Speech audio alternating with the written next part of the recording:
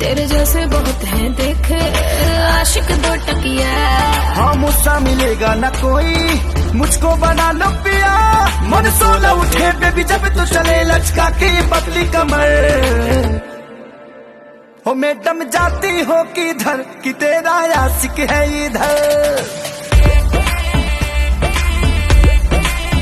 जरा सा फेर दो नजर अपना होता है सब।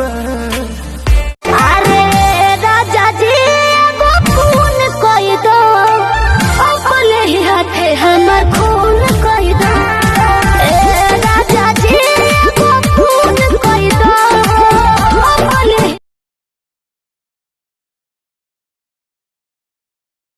इतना ही गोराउल नइखे ठीके बुझी।